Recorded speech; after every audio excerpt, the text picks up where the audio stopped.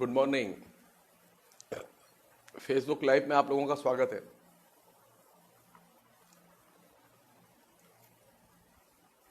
जैसा कि सोचा था और मैंने लिखा भी था कि आज हम लोग मॉब लिंचिंग के बारे में बात करेंगे। अब देखिए, अब ये भी एक अजीब सी मतलब ट्रेजेडी है हम लोगों की लाइफ की कि हम पढ़े लिखे लोग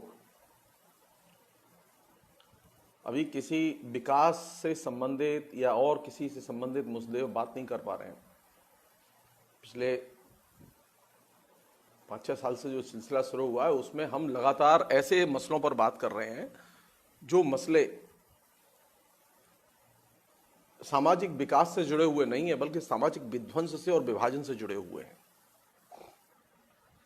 और इस दृष्टि से अगर आप देखें तो मुझे फिर परेशानी हुई कि हाल ही में एक घटना हुई महाराष्ट्र में, और जब वो घटना हुई तो ये माना गया कि जैसा कि होता है पिछले कई सालों का जो पैटर्न दिखाई दे रहा है, कहीं भी कोई भी घटना घटे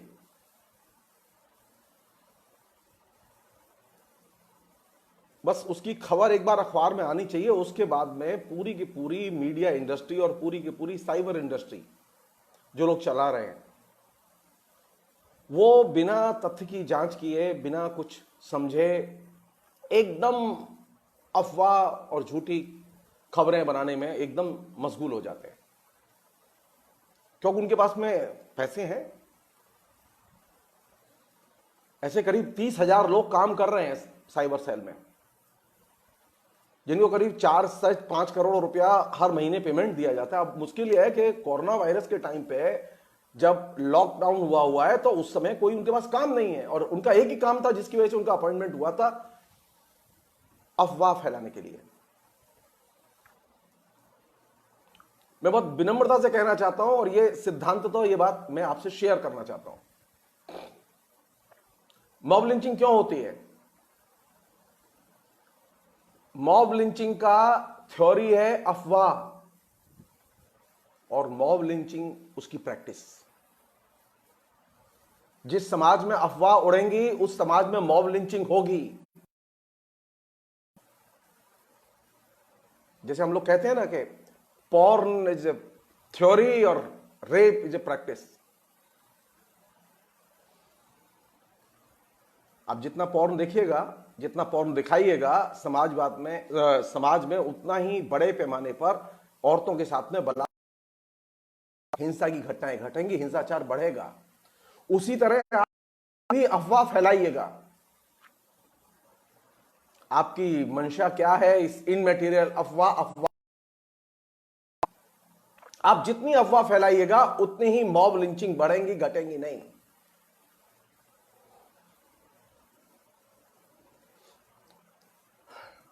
मैं केनिया की घटना बता रहा हूं मैं आपको, मैं भारत की घटना नहीं बोलूंगा। मैं अभी केनिया में आज से करीब 15 साल पहले एक घटना घटी कि एक जाति के लोगों ने तय किया अपनी ही जाति में कि जो औरतें भूतनी हैं, जिनके ऊपर भूत आते हैं, चुड़ैल, उन औरतों को आइडेंटिफाई किया गया और ऐसी तकरीबन 55 औरतें उन्होंने आइडेंटिफाई की। और सारी औरतों को रात में, क्योंकि उनका मानना था ये औरतें चुड़ैल होती है और इनके ऊपर भूतनी आती है, और रात में उन औरतों को निकाला गया घर से बाहर निकाल के उनके ऊपर केरोसिन डाला गया, उनके हाथ पैर बांधे गए और उसके बाद में उन्हें पॉलिथीन के बैग में पैक किया गया। एक एक औरत को, सारे गांव को, इलाके के लोगों को इकट्ठा किया गया और उसके बाद में उन औरतों को आग लगा के जिंदा जला दिया गया।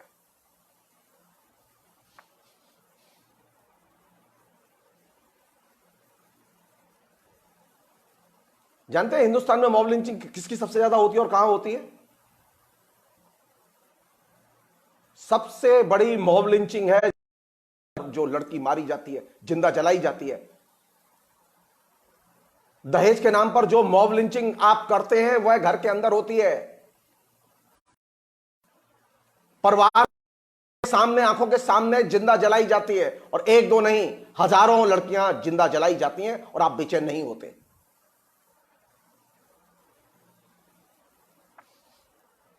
क्योंकि आपका मानना है कि जिंदा जलाना लड़कियों को वो आपका बर्थ राइट है।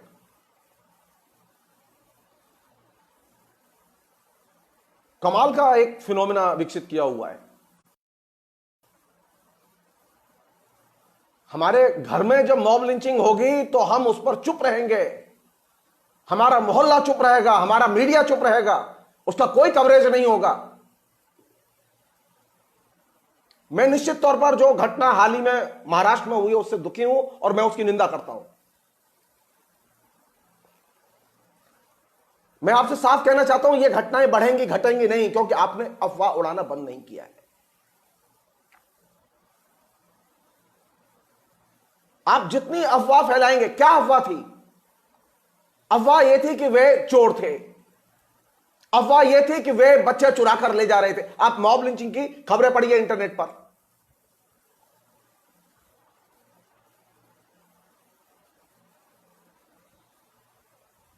आप पूरे के पूरे समाज को अफवाह में डुबो देंगे तो आप तय मानिए इस समाज में जगह जगह सिर्फ लिंचिंग होगी। दो बड़े एरिया हैं मॉब लिंचिंग के हिंदुस्तान में। चूंकि बात हो रही है तो बात खुल के होनी चाहिए, और एक बड़े पर्सपेक्टिव में बात होनी चाहिए, तब आपको यह छोटी लिंचिंग बड़ी लिंचिंग ये दोनों के बीच का संबंध समझ में आएगा।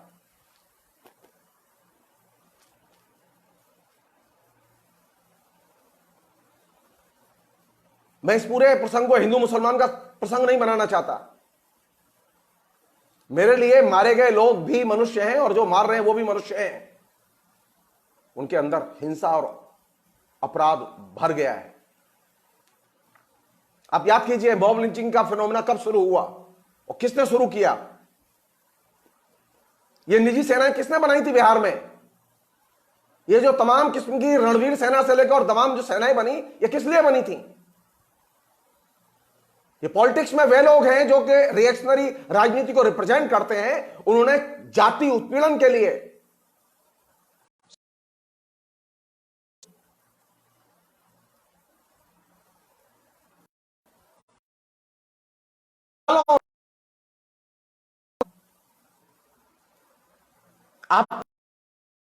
आप पुष्पित और पल्लवित किया है।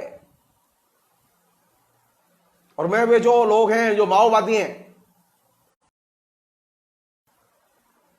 ये क्या है? ये जनता का न्याय ऊपर से 6 इंच छोटा कर देना, ये भी तो शुरू किया था ना माओवादियों ने, नक्सलियों ने एक जमाने में। उनकी एक जन अदालत बैठेगी, वो जन अदालत न्याय करेगी, और वो क्या न्याय करेगी कि जो जमींदार है उसका सिर ऊपर से काट दिया जाए। गांव खड़े होकर देखेगा। इसे कहते हैं मॉब लिंचिंग।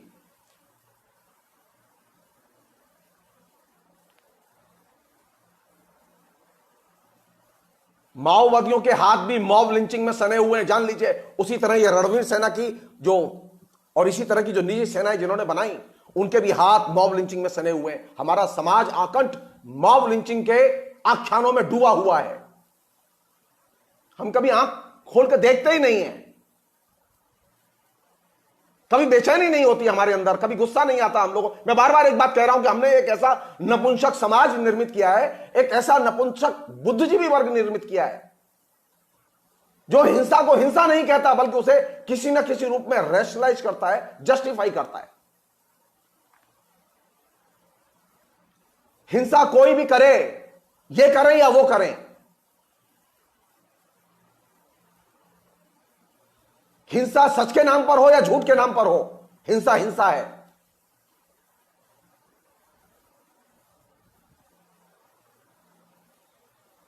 आप ये सोचिए, आप गंभीरता से सोचिए इस बात पर कि हमने एक ऐसा समाज बनाया है जिस समाज में मॉब लिंचिंग को बाकायदा हमने एक वैधता प्रदान की है। और मॉब लिंचिंग की शुरुआत हुई हमारे यहां घर से। को दहेज के लिए परिवार के मेंबरों की उपस्थिति में जिंदा जलाया। मॉब लिंचिंग की घटना अभी जो गांव गांव में दिखाई दे रही है, जगह जगह घटनाएं हो रही हैं, किस किस का आख्यान बताएंगे आप? कितने आख्यान बताएंगे आप? कहानियां इतनी हैं कि आपका सिर फट जाएगा कहानी सुनते सुनते। मैंने कहा कि अफवाह उसकी थ्योरी है और हत्या उसकी प्रैक्टिस है, सामूहिक हत्या उसकी प्रैक्टिस है।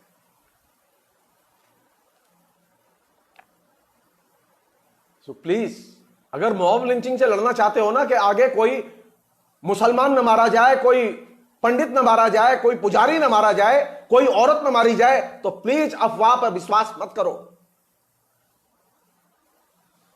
जब कोई चुड़ैल कह के औरत मार दी जाती है, यह अफवाह ही तो है। आपको अफवाह पर कभी अविश्वास ही नहीं हुआ, आपने कभी गुस्सा ही नहीं दिखाया उस पर, सरकार ने कभी सीरियस एक्शन ही नहीं लिया समाज में इसकी धुलाई के लिए। आप जरा सोचिए। मैं नहीं जानता, क्योंकि मैं तो मॉडर्न एजुकेशन से पढ़ा नहीं हूं, मुझे मालूम नहीं है। मैं कभी मॉडर्न स्कूल नहीं गया, मैंने कभी मॉडर्न स्कूल के पाठ्यक्रम भी नहीं देखे, ये मेरी कमजोरी है। लेकिन आप ये जानिए, आप ये पता कीजिए कि अफवाह के खिलाफ में कितने पाठ्यक्रम हमारे यहां पढ़ाए जाते हैं। हमने शिक्षितों को अभ्यस्त बनाया है अफवाह में जीने का और अफवाह के आधार पर लिखने और पढ़ने का।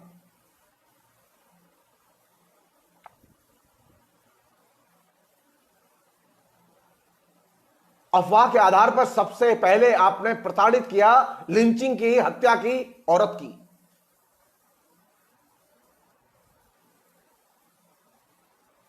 ये जो लिंचिंग है ना, इस लिंचिंग में जहां एक और जेंडर है, औरत है, वहां एक और कास्ट भी है। आपने निचली जाति के लोगों को लगातार सामूहिक हिंसा का शिकार बनाया है। कौन नहीं जानता बेलची के नरसंहार को? कौन नहीं जानता?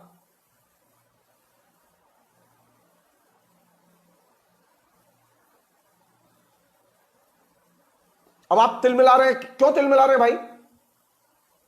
हर लिंचिंग में तिलमिलाहट होनी चाहिए, लेकिन आपको नहीं होती, नहीं होती। शर्म आती है। कम से कम महाराष्ट्र की घटना में एक बड़ी चीज घटी है जो नोटिस करने लायक चीज है। महाराष्ट्र की घटना में पहली बार ऐसा हुआ है कि रियल टाइम में जाके पुलिस ने एक्शन लिया और सब लोगों को गिरफ्तार किया, पूरे गांव को गिरफ्तार किया।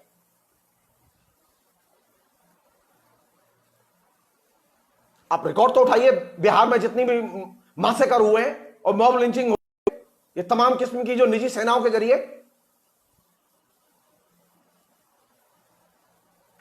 कितनी गिरफ्तारियां हुई और कितनी कार्रवाइयां हुई। अरे कम से कम यहां पहली बार सरकार ने यह हिंदू मुस्लिम मसला नहीं बनाया, और यह बहुत बड़ी बात है। और वो ऐसी पार्टी का चीफ मिनिस्टर, शिवसेना, जिसका के आधार ही सांप्रदायिक रहा है।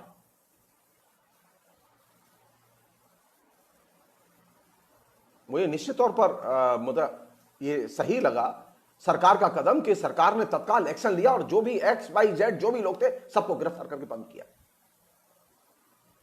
हमारे तो लिंचिंग होती है, दिनों लोग नदारत रहते हैं, गायब रहते हैं, अंडरग्राउंड रहते हैं, भागे रहते हैं, कोई पकड़ नहीं पाता उनको।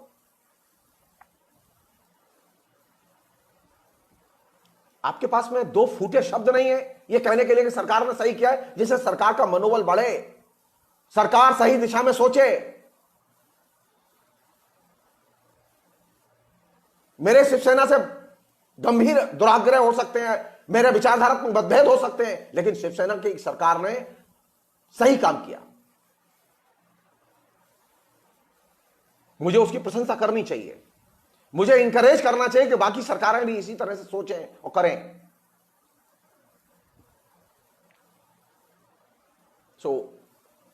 ये जो नीचे जो मॉब लिंचिंग होती है, इस मॉब लिंचिंग की शुरुआत होती है पहले ब्रेन लिंचिंग से। ब्रेन लिंचिंग, आपके दिमाग को पहले मुर्दा बनाया जाता है, आपके दिमाग की, आपके विवेक की पहले हत्या की जाती है। और इस हत्या करने में अफवाह सबसे बड़ा हथियार है। वो बिल्कुल एकदम AK-47 राइफल से भी ज्यादा खतरनाक है। आप जब एक अफवाह खाते हैं ना, तो आप सीधे सीधे AK-47 राइफल से आप अपने पूरे दिमाग को छलनी करते हैं। आपने समाज के ऊपर, अपने ऊपर भरोसा ही छोड़ दिया है। आपने मनुष्यों के ऊपर विश्वास करना ही बंद कर दिया है।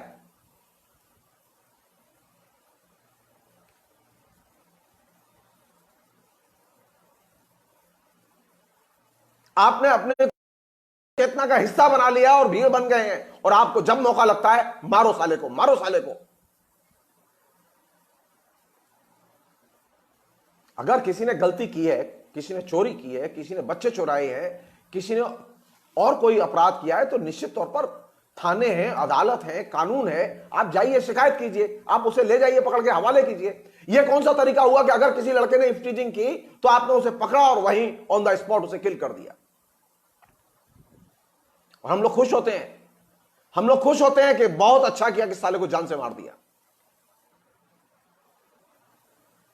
हमने लिंचिंग को एक वैधता प्रदान की है। कभी तकलीफों को अपने से परे होकर भी देखो। चूंकि मेरी बेटी के साथ ऐसा हुआ, इसलिए मैं चाहती हूं कि खून का बदला खून से लूंगी। चूंकि रियल टाइम में निर्णय होना चाहिए, जजमेंट होना चाहिए, तत्काल फैसला होना चाहिए कि 3 दिन पहले जो लिंचिंग हुई उसमें कौन लोग शामिल थे, उनकी जाति, धर्म, नस्ल सब बताई जानी चाहिए, और अभी निर्णय होना चाहिए।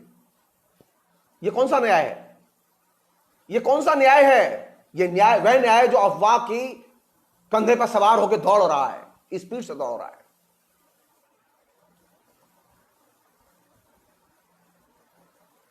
हमने लिंचिंग के बारे में यह सोचना ही बंद कर दिया कि कभी दिमाग की भी कोई भूमिका है, क्योंकि आप लगातार अपने दिमाग की घर में बैठ के लिंचिंग करते रहते हैं। आप फेसबुक, व्हाट्सएप, ट्विटर, इन पर लगातार कट पेस्ट करते रहते हैं। मैं लगातार इस बात को कह रहा हूं कि आप ये कट पेस्ट में आप मत जाइए। कितना भी प्रामाणिक अखबार लिखे, आप सवाल कीजिए, सोचिए।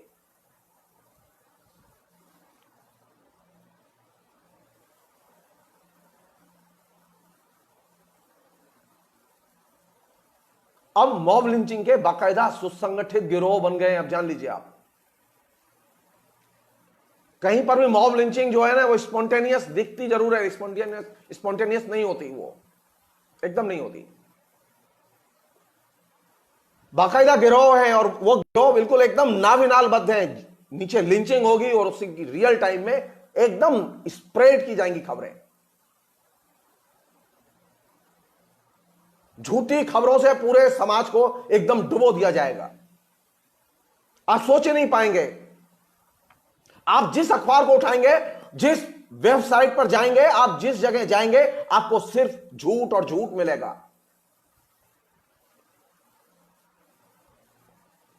क्योंकि वे पहले ब्रेन लिंचिंग करते हैं, फिर फिजिकल लिंचिंग होती है।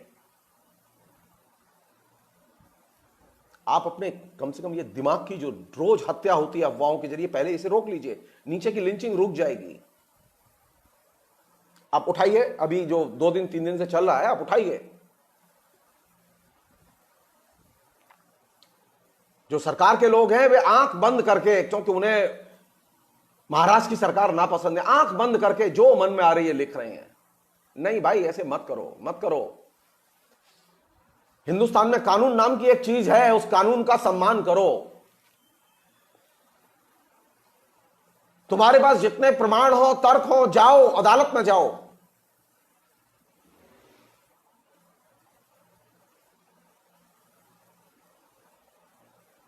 मैं कह चुका हूं पहले भी, मैं फिर दोबारा रिपीट कर रहा हूं, अफवाह के पैर नहीं होते। अफवाह का कोई आधार ही नहीं होता। अफवाह तो सिर्फ अफवाह है। आप सिर्फ यहां पर सोच के देखिए थोड़ा सा, मॉब लिंचिंग से अगर आप लड़ना चाहते हैं तो क्या करें। मैं एक घटना बता रहा हूं आपको, बहुत ही मतलब अजीब है, लेकिन शेयर कर रहा हूं मैं आपसे। कलकत्ते में एक इलाका है मटिया बुर्ज।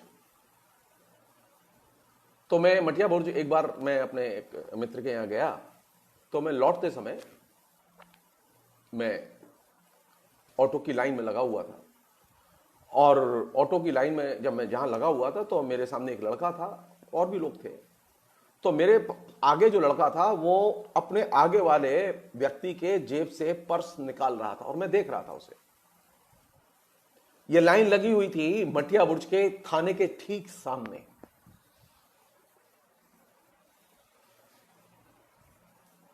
मैंने उस लड़के को रोका कि तू ये क्यों कर रहा है? तो बोला कि सर जी मैंने 4 दिन से खाना नहीं खाया। मैंने कहा नहीं। अब इस बीच में जिसका पर्स था वो पलट के देखा उसने, तो मैंने कहा आपका पर्स निकाल लिया इसने। अब उसमें आओ देखा ना था, भीड़ इकट्ठी हो गई वहां। मटिया बुर्ज इलाका तो एक सघन इलाका, मुस्लिम इलाका। मैं हिंदू का आख्यान नहीं सुना रहा हूं, हिंदू का सुनाऊंगा तो तत्काल कहेंगे हिंदू मुस्लिम कर रहे हैं ये बैठ के। अब सारे लोग उस लड़के को मारने पर आमादा।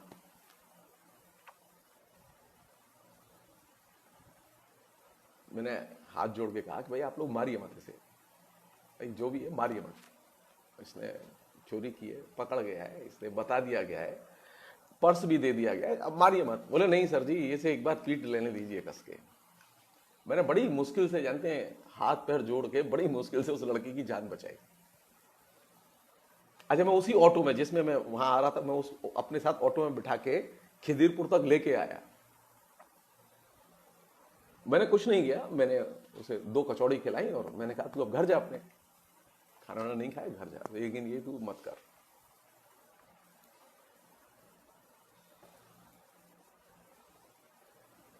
अगर मैं उसे उसके बारे में नहीं बोलता तो ये तय था कि वो लड़का वहीं मर जाता।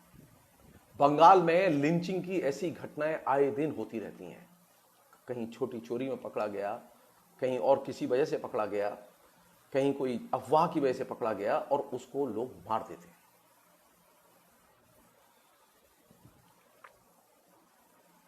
जब इस तरह की कोई भी चीज आपकी नॉलेज में आए तो आपके सामने सबसे बड़ी चुनौती क्या है? सबसे बड़ी चुनौती है कि आप अपने विवेक का इस्तेमाल करें और अड़ जाएं।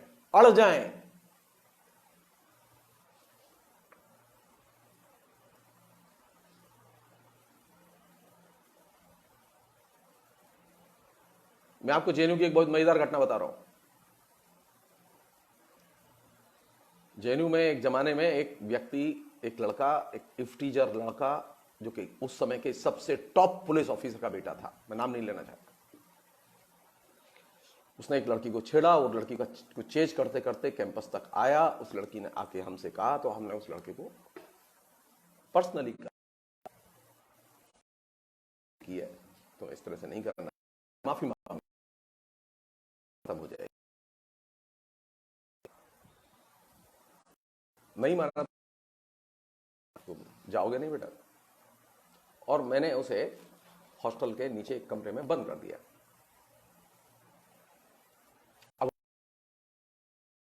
अब लड़के बहुत गुस्सा थे कि पहली बार एक टीचर हाथ आया तो साफ कर लेते हैं हाथ। उसका पिता टॉप आईपीएस ऑफिसर दिल्ली में, छोटी ऑफिसर से कहा कि भाई आप एफआईआर कराइए, इसकी इफ्टीजिंग करते हुए पकड़ा गया है ये। अब पंडित जी पीट लेने दो। हाथ जोड़ के एक रास्ता निकाला, क्योंकि मेरे पास कोई ऑप्शन नहीं था। मैंने कहा अच्छा तुम लोग जाओ, 2-2 चांटे इसके गाल पे लगा के एक एक करके आओ, लाइन लगा के। आप विश्वास नहीं करोगे, लाइन लगा के सब लोग चांटा लगाने के लिए तैयार हो गए। लाइन लगा के सब लोग चांटा लगाने गए उसे। अच्छा, वो अगर चाहता है तेरी जान बच जाए तो पुलिस के हवाले करूंगा तुझे मैं। उसका उसके हैंड ओवर किया। 150-200 लड़कों ने 2-2 चांटे लगाए थे उसमें, 300-400 चांटे लगे उसमें।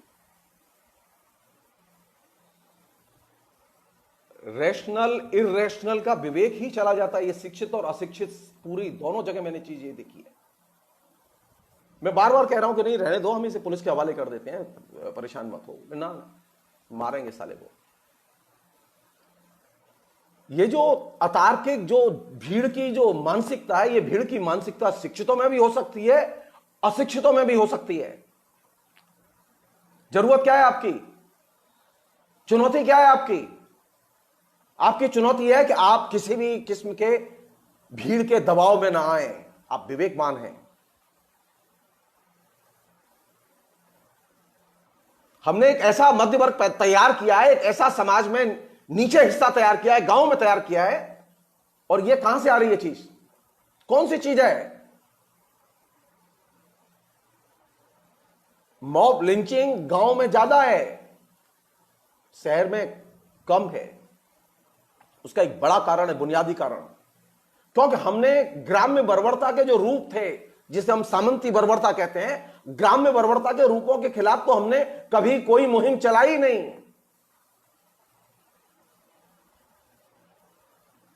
रविन्द्रनाथ टैगोर ने एक जमाने में ईश्वर चंद्र विद्यासागर के बारे में जो बात कही थी, बहुत मूल्यवान बात कही थी। ये नहीं जो हम लोग सारे सोशल रिफॉर्म की चीजों को लेकर डिस्कस करते हैं, वो नहीं। उन्होंने कहा कि ईश्वर चंद्र विद्यासागर का सबसे बड़ा योगदान यह है कि उन्होंने बंगाल के गांवों में ग्राम्य बर्बरता के खिलाफ में लोगों के बीच में जागृति पैदा की। अगर आप चाहते हैं कि लोग मॉब लिंचिंग न करें, कौन लोग हैं? वे एकदम ग्रामीण लोग हैं, अशिक्षित लोग हैं जिन्होंने मॉब लिंचिंग की है। मैं कई बार फेसबुक पर भी लिख चुका हूं, हमारे लोग आते हैं, हमारे साहित्य के जो लोग हैं वो भी लिखते हैं। उनके लिए लगता है कि गांव का किसान और गांव का समाज एकदम सुनहरा समाज है। वे गांव में व्याप्त बर्बरता को देखते ही नहीं है, हिंसा को देखते ही नहीं है।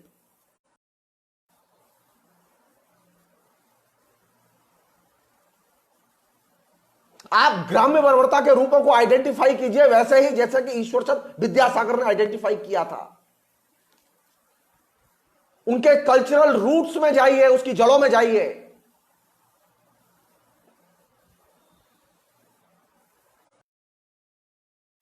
कहां से शुरू होती है ये बर्बरता? ये हमारे घर में है। मैं जिस शहर में रहता हूं, जिस जाति का मैं सदस्य हूं, आप कभी मथुरा आइए, मैं आपको दिखवाता हूं।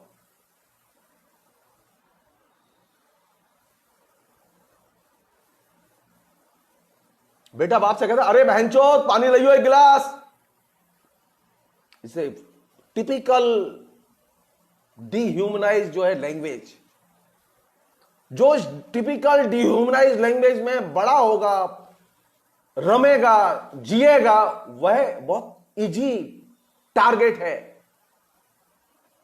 बर्बरता का। वह बहुत इजी व्हीकल है बर्बरता का। जब हम सामान्य भाषा में इतनी बर्बर लैंग्वेज बोलते हैं, हिंसक भाषा बोलते हैं, गाली गलौज की भाषा बोलते हैं, अब उसमें एक ऐड और हो गया, अफवाह की भाषा भी बोलने लगे। हम पहले ही पागल थे, हम पहले ही परेशान थे कि हमारा समाज गालियों से मुक्त नहीं हुआ है।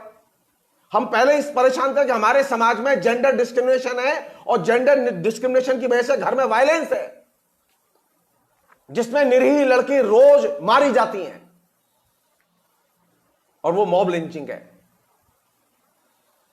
आपको पहलू खान की मॉब लिंचिंग दिखाई देती है, आप विरोध कीजिए, लेकिन आपके जो घर में, आपके आसपास जो मॉब लिंचिंग होती है किसी लड़की की दहेज हत्या के नाम पर, कभी उस पर भी बोलने की जहमत उठाइए।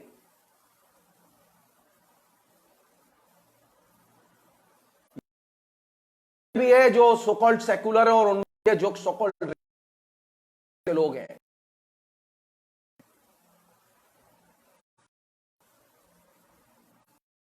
ऊपर से 6 इंच छोटा कर दिया जो उसूल था, जो पॉपुलर था, जो जन अदालत का जो सिद्धांत है, ये क्या है? ये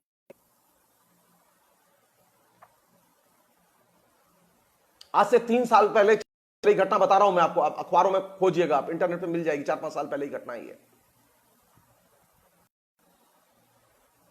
कितना डी एक व्यक्ति का उसने अपने परिवार हाथ में लेके सर वो थाने आया, और थाने आके उसने थानेदार से कहा कि मैंने अपनी पत्नी की हत्या की है, ये उसका सर है और गिरफ्तार करो मुझे।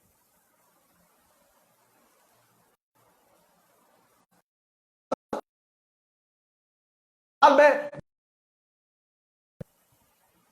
यूरोप में जहां नवजागरण हुआ था, वह भूतनियों चुड़ैल कह के हजारों औरतों को मारा गया, जान से उतारा गया, मारा गया। आपने कभी सोचा ही नहीं कि यह नवजागरण के आड़ में औरतों के खिलाफ में किस तरह की मुहिम चल रही है? आपने कभी सोचा ही नहीं बर्बरता के वे रूप जो औरतों के, जो पिछड़ी जाति के लोग हैं, जो पिछड़ी जाति में आते हैं, जो असवर्ण जाति के लोग हैं, उनके साथ में कितने जुल्म होते हैं आपने कभी देखा ही नहीं।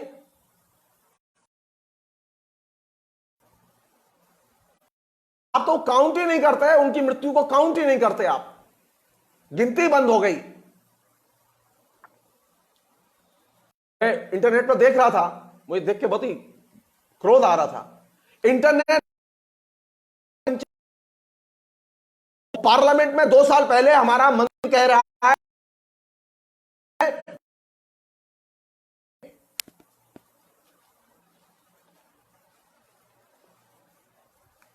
कमाल की सरकार है, देखते रहे ना कितनी पारदर्शी गवर्नमेंट है।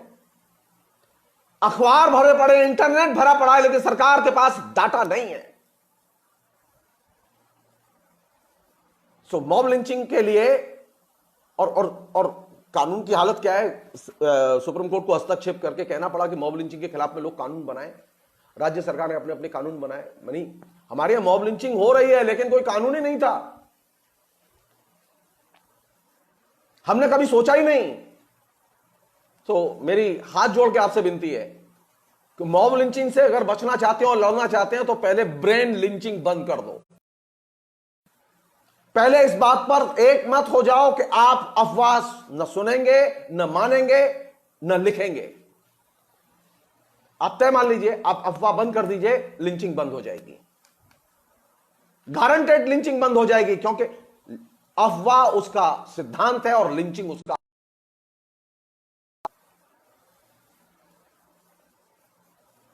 हमने एक ऐसा समाज बनाया है जिस समाज में लगातार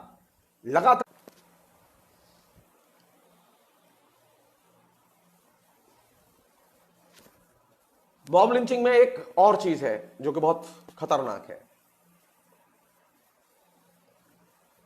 उसका स्लोगन है मारो और बदनाम करो। अब वो मारे गए 3 लोग और बदनाम भी कर दिए गए। उनका उस बदनामी से कोई लेना देना नहीं है जो कहा गया कि वे चोर हैं। जो लोग मॉब लिंचिंग करते हैं वे मॉब लिंचिंग की नहीं करते, बल्कि नारे भी गढ़ते हैं, मारो और बदनाम करो। आपने पहले मारा किसी व्यक्ति को और फिर बदनाम किया कि गौ मांस खा रहा था। आपने पहले मारा किसी लड़की को और फिर कह रहे थे कि वो इश्क कर रही थी किसी से, चरित्रहीन थी।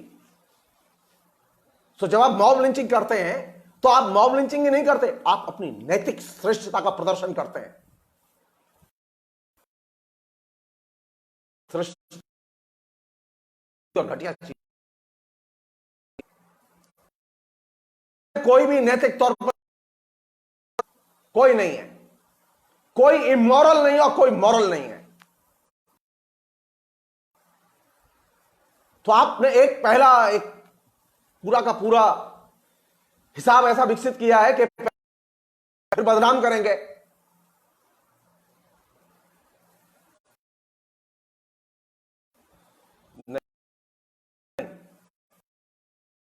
साथ जुड़े हुए जितने भी स्लोगन्स हैं, आप उन स्लोगन्स को डिनाई कीजिए और अटैक कीजिए।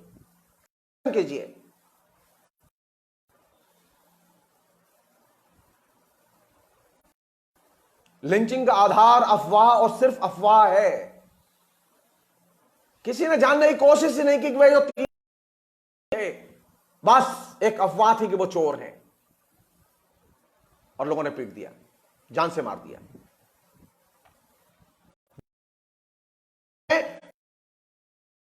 जैसा कि लिंचिंग में होता है, और बाकी जो समूह है, जो खड़ा हुआ है, वो उसका सिर्फ आनंद लेता है, देखता है। ऐसा एक दृश्य समाज निर्मित किया गया है जो लिंचिंग होगी लेकिन वो देखेंगे, सिर्फ देखेंगे।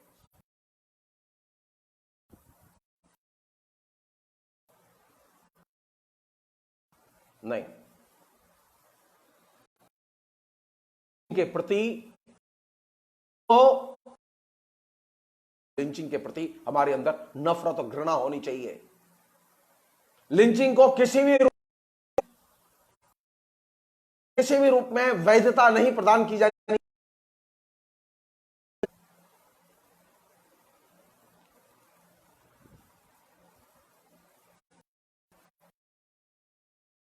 और सही कदम उठाया तो निश्चित तौर पर सरकार की प्रशंसा होगी, और सरकार ने अगर गलत कदम उठाया तो सरकार की आलोचना भी होगी। इसलिए सरकार लिंचिंग के समय, सरकारी मशीनरी लिंचिंग के समय आलोचना के परे नहीं हो सकती।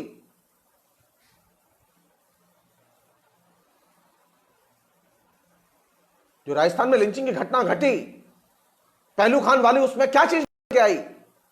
उसमें एक ही चीज निकल के आई कि हमारे यहां कोई लिंचिंग का कानून नहीं है।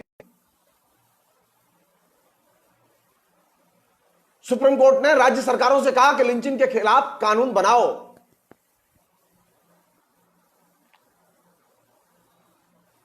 मेरी आपसे एक ही गुजारिश है कि अगर आप लिंचिंग से बचना चाहते हैं तो पहले आप ब्रेन लिंचिंग बंद करें। झूठ लिखना, झूठ बोलना और झूठ शेयर करना बंद करें। में आखिरी बात वो ये कि पूर्वाग्रह, कानून भंजन और घृणा, ये तीन चीजें लिंचिंग के इंटीग्रेटेड एलिमेंट हैं, तत्व हैं। और आखिरी जो तत्व वो है, जो हत्या करते हैं वो हीरो होते हैं, और जिनकी हत्या होती है वो गद्दार होते हैं, बदमाश होते हैं। सो हीरो बनाम गद्दार, हीरो बनाम बदमाश की कैटेगरी में फिर उसके बाद में प्रचार की पूरी मुहिम चलती है। जी नहीं, लिंचिंग करने वाले क्रिमिनल हैं, हत्यारे हैं, उनको कोई और नाम नहीं दिया जा सकता, वो हीरो नहीं हो सकते। जो मारे गए हैं लोग, वे खलनायक नहीं हो सकते, वो बदमाश नहीं हो सकते, गद्दार नहीं है वो।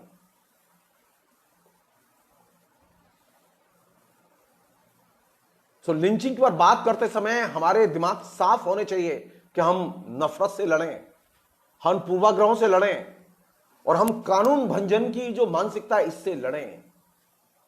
मुझे कानून चाहिए, हर हालत में कानून। मैं बुर्जुआजी को पसंद नहीं करता, मैं बुर्जुआ सिस्टम को भी पसंद नहीं करता। मुझे तो क्रांतिकारी समाज चाहिए, लेकिन क्रांतिकारी समाज जब तक नहीं है तब तक तो मुझे इस बुर्जुआ सिस्टम में कानून के शासन में ही रहना होगा और कानून के शासन का पालन करना होगा। मुझे कोई हक नहीं है कि मैं क्रांतिकारी हूं, मैं बुर्जुआ कानून को नहीं मानता, इसलिए मेरे ऊपर ये कानून लागू नहीं होते। मुझे कोई हक नहीं है कहने का। ये प्रचार में, बातचीत में, आम बातचीत में कहने में अच्छा लगता है, लेकिन मैं जब इस समाज में रहता हूं, इस समाज को रेगुलेट करना चाहते हैं तो आपको कानून का शासन मानना पड़ेगा। कानून भंजक जहां भी होंगे वो लिंचिंग का सहारा लेंगे। लिंचिंग में जो लोग शामिल होंगे वे पूर्वाग्रह के आधार पर लिंचिंग करेंगे और वे नफरत भी फैलाएंगे। इसलिए ये एक पैकेज है, ये पैकेज है। और आपने जो परिदृश्य बनाया है, जो एक माहौल बनाया हुआ है जिसमें अफवाह तैर रही है, घृणा तैर रही है, तो जाहिर है कि उसमें लिंचिंग भी आएगी। तो अब आपको जब लगी है अच्छी लगने लगेगी। और लोग सेलिब्रेट कर रहे थे, जिन्होंने स्वागत कर रहे थे,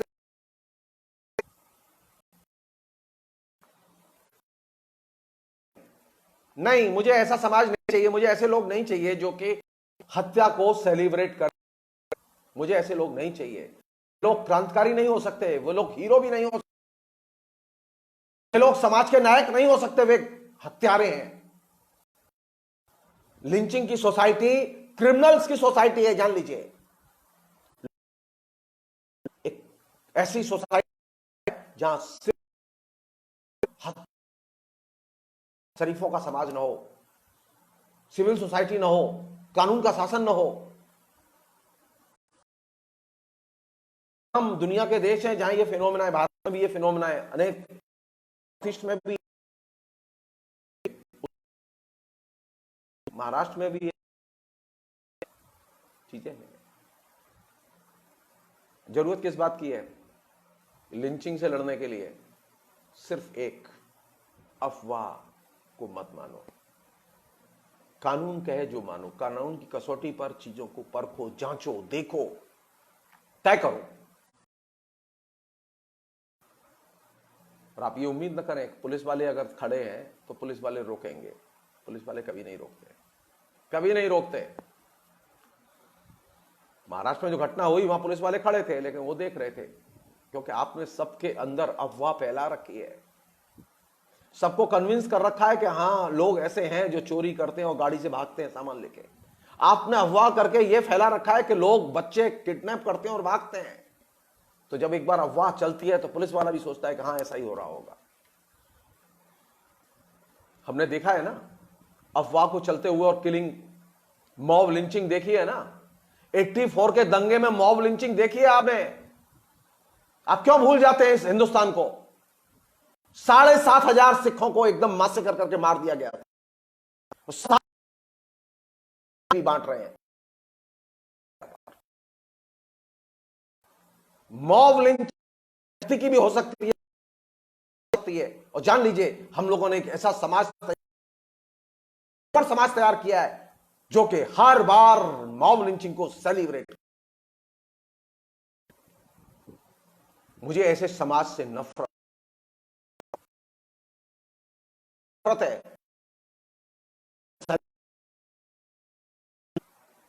इसलिए अगर आपको इससे बचना है तो प्लीज और अफवाह को आप किसी भी तरह से शेयर मत कीजिए, उसके हिस्सेदार मत बनिए। स्वाभाविक है, अगर इस देश में 135 करोड़ लोग होंगे तो उनके 135 करोड़ किस्म के दृष्टिकोण होंगे। 135 करोड़ लोग एक दृष्टिकोण से अगर सोचने लगे तो सोच लीजिए कुछ गड़बड़ है।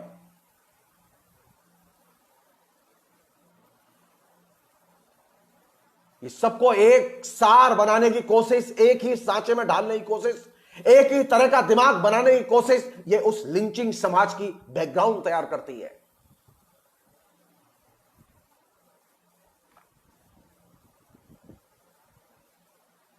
मुझे कोशिश ये करनी चाहिए कि लोगों के मतभेद हों और वे उजागर हों, लोग बहस करें, सामने रखें, कन्फ्रंट करें।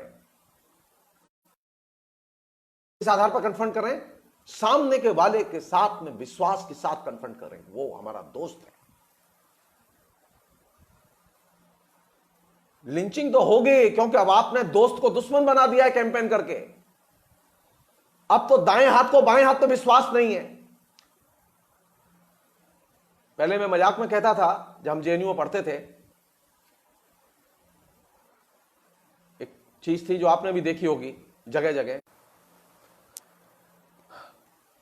एक सरकारी प्रचार था, अभी भी है, अनजान आदमी से बात मत करो। अब बताइए मुझे, जब किसी को दोस्त बनाने जाता हूं तो उस समय वो अनजान ही तो होता है, मैं अनजान से बात कैसे नहीं करूंगा?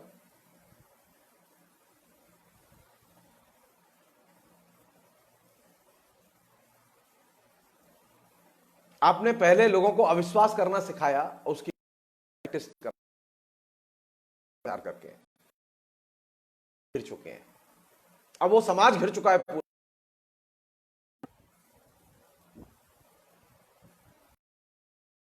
अब सारा का सारा समाज आशंका, अफवाह से घिर चुका है। लगता है लोगों को स्पॉन्टेनियस,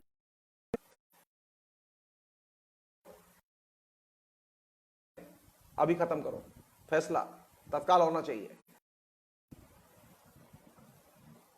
ये मेरी हाथ जोड़ के गुजारिश है, ये जो real time reaction, real time सच, रियल टाइम झूठ और रियल टाइम किलिंग, इनसे बचो।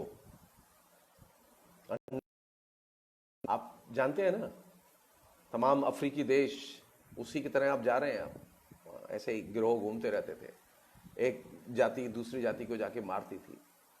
हमारे यहां भी ऐसे